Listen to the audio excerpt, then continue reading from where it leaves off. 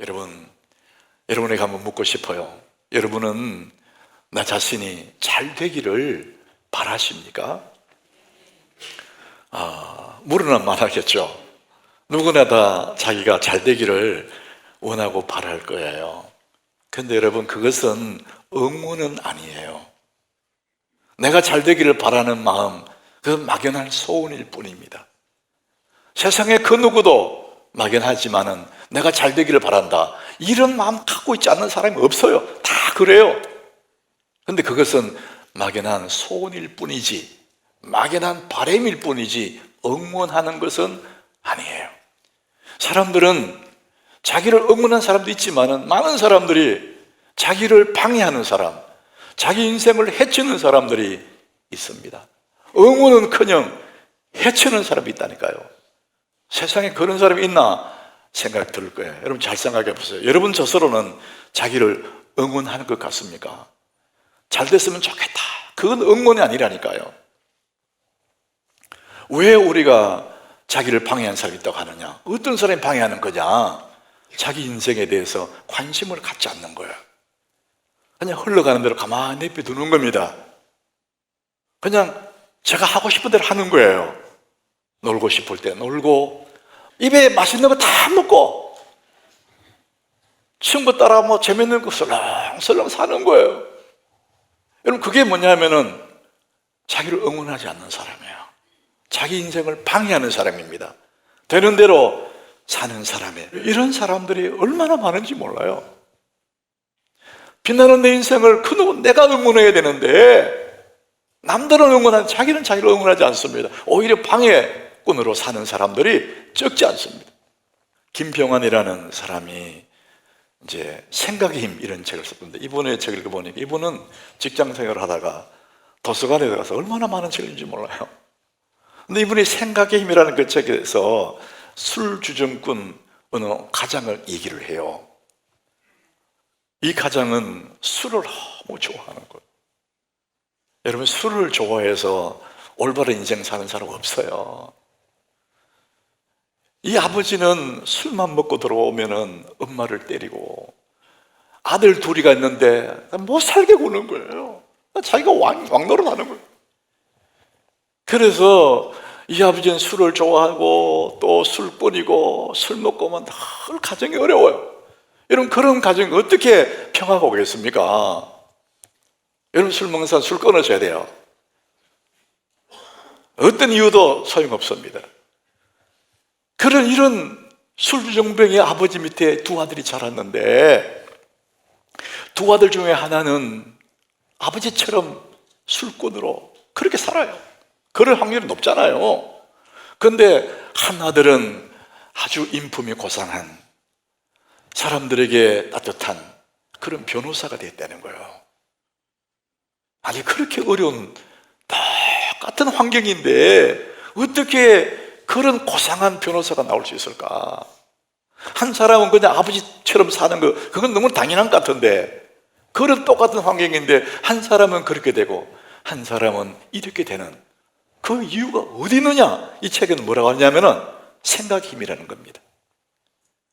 나는 저렇게 안 살아야지, 나는 절대 우리 아버지처럼 안 살아야지, 자식들에게 원수 같은 저런 아버지는 안 돼야지, 적어도 나는 내 아들, 딸, 내 가족들에게 존경받는 부모가 돼야 되겠다, 이런 생각이 이 사람을 고상하게 만들어 간 거예요. 아이고, 별 수 있나, 뭐 우리 아버지가 저 모양인데 나라고 별 수 있어, 이러면서 되는 대로 살았더니 그렇게 되는 겁니다. 여러분들 자신을 응원한다면은, 나를 응원한다면은, 빛나는 내 인생을 응원한다면은 되는 대로 살면 안 되는 거예요. 생각을 바꿔야 됩니다. 내 삶이 바뀌려면은 내 생각을 바꿔야 되는 거예요. 여러분 생각 속에 이런 생각이 있을 거예요. 정말 내가 살아온 나를 돌아보면 내가 이 모양인데 무슨 가능성이 있을까? 내 나이가 얼만데 지금? 그러면 신세 타령하면서 상황을 탓하면서 그렇게 멈춰 있는 사람이 있으십니까? 과연 내가 정말 눈부신 인생이 될 수 있을까? 이런 회의감이 드는 사람이 있었습니까? 거기에 대한 예수님의 대답이 있습니다. 마가복음 9장 23절이에요. 내가 과연 그럴 수 있을까? 이런 분들에게 예수님이 대답합니다. 우리 같이 읽어봅니다.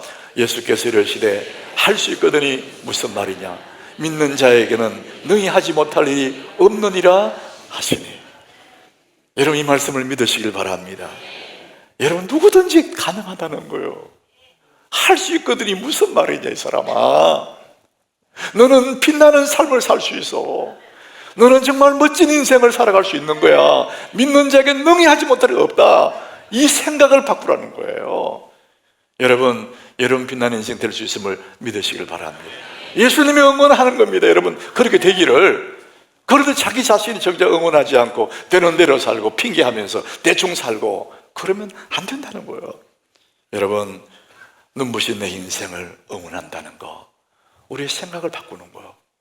그럼 어떻게 시작할까? 오늘 저는 가장 먼저 오늘 보면 1절에 읽진 않은 1절인데요 여호와께 돌아오라 그럽니다. 여러분, 돌아오라는 이 용어를 4번이나 써요, 한 줄에. 우리 같이 읽어보겠습니다. 오라 너희 목마른 자들아 물로 나오라. 돈 없는 자도 오라. 너희는 와서 사 먹되 돈 없이 값 없이 와서 포도주와 젖을 사라. 너희 목마른 자들아 물로 나오라. 영원한 생수이신 생명수가 흐르는 그 예수께로 나오라는 거예요. 돈 없는 자도 오라. 너 와야 된다는 거예요. 오지 않고 어떻게 먹을 수 있느냐? 계속해서 와서 포도주 젖을 사라. 하나님께 돌아오라고 거듭거듭 말하고 있습니다. 자, 7절에도 말합니다. 돌아오라고 말합니다. 같이 읽습니다. 악인은 그의 길을, 불의한 자는 그의 생각을 버리고 여호와께로 돌아오라. 그리하면 그가 긍휼히 여기시리라. 우리 하나님께로 돌아오라. 그가 너그럽게 용서하시리라. 그 생각을 버리고, 안 된다는 생각을 버리고 여호와께로 돌아오라. 그러면 그가 긍휼히 여기시고 너를 너그럽게 용서하시리라. 주님 말씀합니다. 여러분, 여호와께로 돌아오시기를 바랍니다. 여러분, 돌아온다는 의미가 어떤 의미일까? 이것은 그냥 이론적인 그런 얘기가 아니에요. 제가 좀 더 실제적인 얘기를 해보겠습니다. 하나님께로 돌아오라. 도대체 어떻게 하라는 거냐? 우리 사람들이, 여러분들이 일생 동안 매달리고 집중하는 두 곳이 있습니다. 모든 사람이 그렇습니다. 일생 동안 매달리고 집중하는 것이 뭐냐? 좋은 집, 좋은 집에 살고 싶어서. 우리 한국 사람들은 내 집 마련, 내 집 마련. 젊을 때부터 죽을 때까지 내 집, 내 집, 내 집. 집 하나 마련하면 좀 더 돈 모아가지고 또 저 큰 집으로. 그렇게 몇 번 이사하고 나면은 인생이 저무는 거예요. 이사하다가 끝나는 거예요.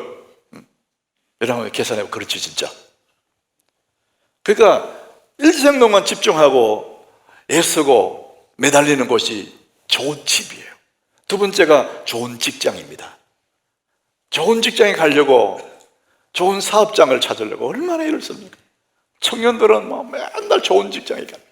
이 두 곳, 모든 사람이 이 두 곳에 왔다 갔다 하면서 살아가요. 그런데 여러분, 그렇게 집중하고 매달리며 살았던 이 두 곳 중에 어느 하나가 문제가 생기면 내 삶이 흔들립니다. 여러분, 가정에 문제 생길 수 있고 직장에 문제 생길 수 있어요. 그럼 우리는 어디로 가야 되느냐? 자, 그래서 우리는 이 두 곳 외에 또 하나의 공간이 필요하다는 겁니다. 서울대학의 최인철 교수는 그래서 제3의 공간을 얘기합니다. 행복한 사람들을 살펴보니까 가정과 직장, 이 외에 또 하나의 제3의 공간이 있더라, 이렇게 얘기합니다. 원래 이분이 이제 자기 이론이 아니라 미국의 그 사회학자 올든버그라는 사람, 이 사람이 쓴 책에서 인용한 거예요. The Great Good Place라는 아주 좋은 장소, 이것을 한글로 번역해 올 때 제3의 장소, 이렇게 번역이 나왔어요. 그 책의 이론을 얘기하는 거예요.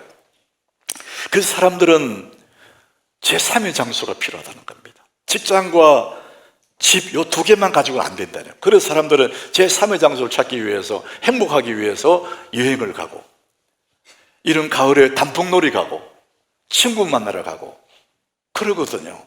근데 여러분, 제3의 장소에 우리가 원하는 만큼 행복이 없어요. 그런데 우리 예수 믿는 사람에게는 이 3의 공간, 이 3의 공간이 바로 교회입니다. 교회, 영혼의 공간이에요.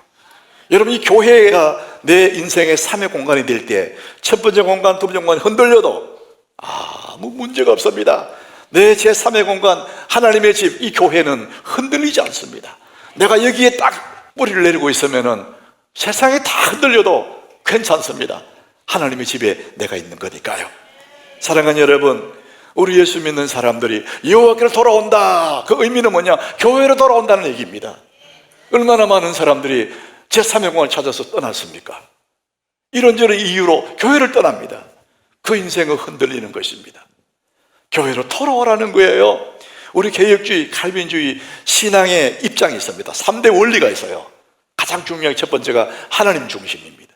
두 번째 성경 중심, 세 번째가 교회 중심입니다. 우리 한번 따라합시다. 하나님 중심, 성경 중심, 교회 중심. 우리는 제3의 공간 교회 중심으로 내 인생이 세팅하면은 1공간, 2공간이 흔들려도 문제가 안 됩니다. 왜? 하나님의 교회에 내가 임명되어 있기 때문에, 여기에 뿌리를 내렸기 때문에 나는 한없이 든든하고, 그래서 하나님께로 돌아오라, 여호와께 돌아오라, 그 얘기는 결국은 뭐냐? 교회로 돌아오라, 그런 얘기입니다. 우리 예수님이 어린 시절에 나사렛에서 사셨는데 12살이 될 무렵에 6월절에 예루살렘에 부모님 따라 올라간 겁니다. 6월절을 지키기 위해서. 사람들이 너무 많이 모이는 예루살렘에서 6월절을 지키고, 그 부모들은 이제 다시 나사렛을 가기 위해서 떠났습니다. 하루 길을 가다가 보니까 예수님이 없는 거예요. 동행길이 있는 줄 알고 갔는데, 그래서 오는 길을 역으로 막 사람들 물어보면서 가다가 예루살렘까지 다시 간 거예요. 가보니까 그렇게 찾던 12살 어린 예수님이 예루살렘 성전에 있는 거예요. 엄마가 놀라서 물어봐요. 왜 여기 있느냐? 네 아버지와 내가 너를 찾느라고 근심했다, 이런 투로 얘기하니까 그때 예수님의 대답이 있어요. 누가복음 2장 49절에요. 예수님 대답이 너무 신비롭습니다. 우리 같이 한번 읽어보겠습니다. 예수께서 이르시되 어찌하여 나를 찾으셨나이까? 내가 내 아버지 집에 있어야 될 줄을 알지 못하셨나이까? 하시니. 따라합시다. 내 아버지 집. 예수님이 하시는 말씀이에요. 내가 내 아버지 집에 있는 건 너무 당연한 거 아니냐? 내가 내 아버지 집에 있어야 될 줄을 알지 못하셨습니까? 이렇게 되물으신 거예요. 예수님이 하시는 말씀이 성전이 내 아버지 집이라 그래요. 여러분, 우리는 이 건물을 그냥 건물에만 얘기할 수 있습니다. 신학적으로는 건물이다, 사람 모임의 교회다, 이렇게 말할 수 있어요. 신학적으로는 맞습니다. 그런데 예수님이 하시는 말씀이 예루살렘 성전을 내 아버지 집이다, 이렇게 말하는 겁니다. 사랑하는 여러분, 우리가 예배를 마치고 다 떠나고 나면 이렇게 텅 빈 공간, 빈 건물일 거예요. 그런데 여기는 내 아버지 집입니다. 하나님이 마음이 여기에 와 있습니다. 하나님의 눈이 여기에 다 바라보고 계십니다. 하나님 임재가 있는 곳이에요. 이 교회를 아버지 집으로 여기는 사람, 이 아버지 집에 돌아오면 내 영혼이 참다운 쉼을 누리게 되는 것입니다. 사랑하는 여러분, 하나님께로 돌아온다는 이야기는 아버지 집으로, 하나님의 아버지 집으로 돌아오는 것이고, 여기에 뿌리를 내리는 것을 말합니다. 내가 이곳에서 주님께 예배하고 주님 섬기다가 내 삶이 다 하고 나는 떠나면 내 안전 그 자리에 내 아들, 딸이 그 자리를 지켜서 하나님을 섬기고, 그 다음에 또 손자 세대가 지키고, 우리 가정의 신앙의 계보가 계속 이어져가는 이런 복된, 이런 은혜가 있기를 예수 이름으로 축복합니다. 이것이 내 영혼을, 빛나는 내 인생을 응원하는 중요한 얘기입니다. 돌아오는 거예요. 하나님께 돌아오는 것이 교회에 심기는 것입니다. 그리고 이 교회에 와서 내 영혼이 쉼이 있는 이곳에 와서 어떻게 하느냐? 우리의 영혼이 미소 짓도록, 내 영혼이 미소 짓게 하라. 제가 이게 만들어낸 문구인데요, 너무 제가 생각해도 좋아요. 내 영혼이 미소 짓는다. 사람의 얼굴이 미소 지을 때 아름답지 않습니까? 우리 영혼도 근심도 하고 우리 영혼도 미소를 짓거든요. 내 영혼으로 미소 짓게 하라. 저는 이 문구가 너무 좋습니다.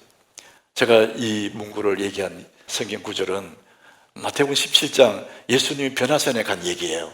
예수님이 변화산에 제자들과 함께 올라갔습니다. 그 많은 사람 앞에서 해같이 빛나는 얼굴로 제 아들을 바라보고 계세요.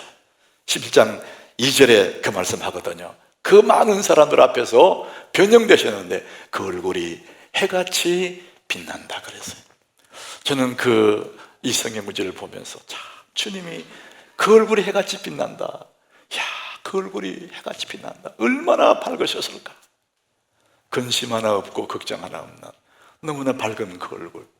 그래서 저는 새벽마다 자주 그 기도합니다. 하나님, 해같이 빛나시던 그 예수의 얼굴을 내게 주십시오.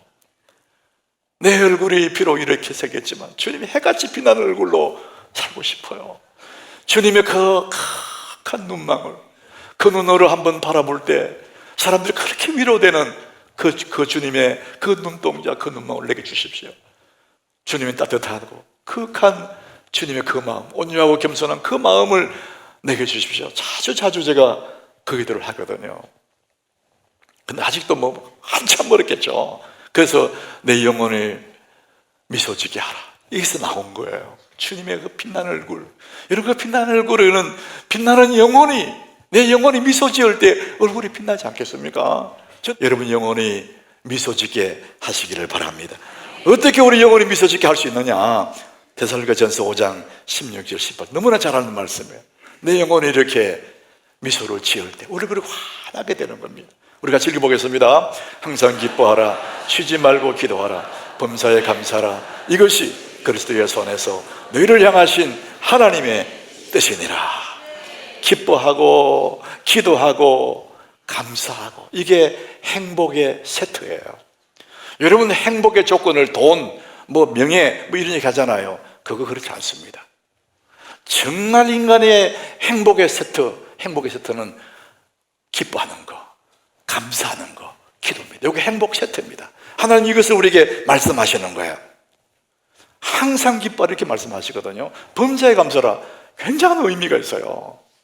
여러분 생각에 지금 하던 일 좀 마감하고 내 아이 좀 키워놓고 그때나 기뻐해야 되겠다, 그게 아니고 지금 기뻐라, 항상 기뻐라 이렇게 말합니다. 10년 후가 아니고 항상 지금 기뻐하고 범사에 감사라 이렇게 말하는 의미가 있어요.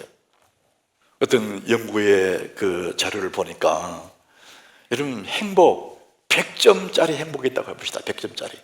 근데 100점짜리 행복, 너무 행복한, 이것이 열흘에 한 번씩 행복해하는 사람이 있고, 하루에 한 번씩 10점짜리를 하루에 한 번씩 열흘 동안 행복한 사람이 있다.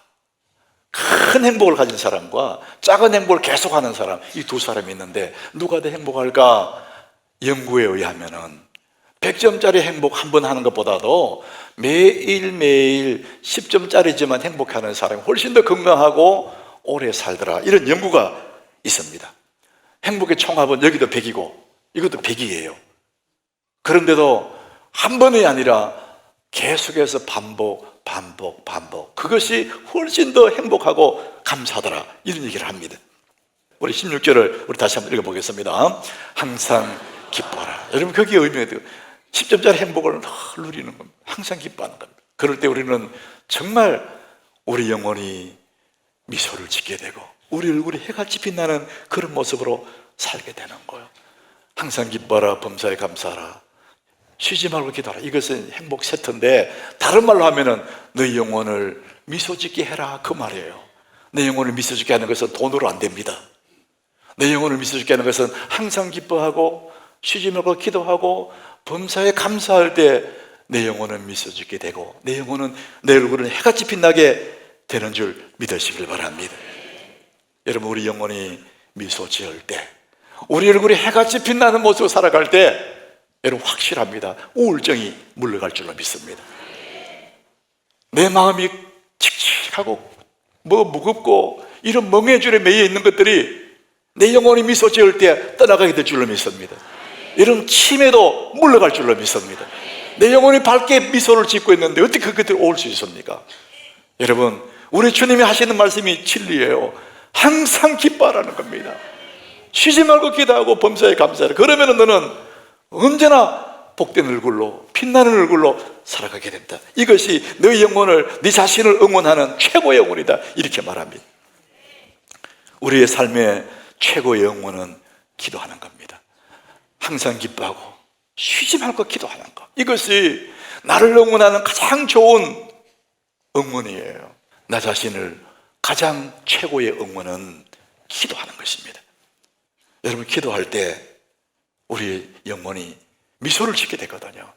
여러분, 기도하는데 언제 기도할 거냐? 기도의 때를 얘기해요. 오늘 보면 6절입니다. 아무 때나 물론 기도할 수 있어요. 그런데 기도에 좋은 때가 있답니다. 여호와를 만날 만한 때, 그리고 가까이 계실 때, 여호와를 만날 만한 때에 그를 찾으라고, 가까이 계실 때 그를 부르라는 거예요. 여러분, 그때가 언제입니까? 내 생의 마지막 한 달은 하나님이 가까이 계실 때예요. 하나님이 우리를 만날 만한 때가 바로 내 생의 마지막 한 달입니다. 언제나 주님이 계시겠지만 이때는 특별하게 주님이 우리 가운데 가까이 계시고 만날 만한 때인 줄 믿으시길 바랍니다. 그때 부르라는 것입니다. 제가 이번 주중에도 새벽에 기도하는데 저는 참 그게 좋더라고요. 불이 꺼지고 자유롭게 기도하는 그 시간에 제 마음 깊은 곳에서 찬양하는 이렇게 쫙 올라오는 거예요. 나도 모르게 그 찬양을 따라서 흥얼흥얼 불렀는데 너무 좋더라고요. 그때 부른 찬양이 내 짐이 점점 무거워질, 이거였어요. 주 예수 앞에 아뢰이면 예수는 나의 능력이 되사 세상을 이길 힘 주시네. 그 새벽에 세상을 이길 힘 주신대요. 사랑하는 여러분, 기도하면 세상을 이길 힘을 주실 줄로 믿습니다. 나는 아무것도 아니지만 주 예수께 기도하면 세상을 이길 힘을 주신다는 거예요. 여러분, 그래서 자기를 응원하는 가장 좋은 응원은 기도하는 거예요. 세상을 이길 힘 주실 그 주님 앞에 기도하는 것입니다. 저는 예수 믿을 때 우리 믿음의 사람들 그 가슴 깊은 곳에 기쁨이라는 샘이 만들어진다고 믿는 사람이에요. 예수님이 말씀하셨잖아요. 이 물을 먹는 자와 다시 못 마르지만 내가 주는 물을 먹으면 영원히 못 마른다 그랬거든요. 영원히 못 마르지 않는다. 그게 감사의 샘, 기쁨의 샘이 예수 믿는 수가 하나씩 있는 겁니다. 그런데 이 샘의 물을 길어 올려야 되는데 기도 올리지 않는 거죠. 이 기쁨의 샘을 길어 올리는 비결이 뭐냐? 기도하는 겁니다. 기도하면 여기에서 기쁨의 샘이 올라오는 거예요. 감사의 샘이 올라옵니다. 그래서 내 삶은 메마르지 않고 푸르고 푸른 삶이 되는 것입니다. 여러분, 기도하면 기쁨이 나고 기도하면 감사가 흘러나올 줄 믿으시길 바랍니다. 그러면 나는 세상을 이길 힘을 주시는 것을 경험하게 됩니다. 그래서 우리가 주께로 돌아오고 주님 앞에 나 자신을 응원하는 데에 기도하는 것이 최고의 응원인 것입니다. 우리 말에는 감정이 따라와요. 참 이게 신비로워요. 말을 하면 이 말이 감정을 불러옵니다. 나쁜 말하면 나쁜 감정이 생깁니다. 좋은 말하면 좋은 감정이 생겨요. 나는 할 수 있어, 이렇게 말을 딱 하고 나면 힘이 생겨요. 용기가 생깁니다. 아이고, 나는 막 이래저래 못해. 그럼 낙심이 딱 되는 거예요. 감정이 따라오게 되어 있습니다. 사랑하는 여러분, 오늘 성경은 말합니다. 항상 기뻐하라, 범사에 감사하라 그럽니다. 여러분, 기뻐하시기 바랍니다. 우리 한번 따라해 봅시다. 나는 행복해, 나는 감사해. 여러분, 점정으로 그 말을 입으로 뱉어내고 나면은 행복한 감정이, 감사의 감정이 올라오게 되어 있습니다. 그래서 우리 기도하면은 늘 이렇게 행복할 수 있고 감사할 수 있고 여러분 기뻐할 수 있고, 그래서 그 샘물로 내 인생은 더욱더 푸르러지게 되는 것입니다. 여러분, 하나님께로 돌아오시기를 바랍니다. 하나님의 교회로 돌아와서 심기시길 바랍니다. 내 영혼이 미소 짓게 만드십시오. 기도로 세상을 이기 힘주시는 주님의 기도로 여러분 자신을 응원할 때 푸르고 푸른 인생으로 다시 이 세상 앞에 우뚝 서게 될 줄 믿으시길 바랍니다. 이 보고 있기를 예수 이름으로 축복합니다.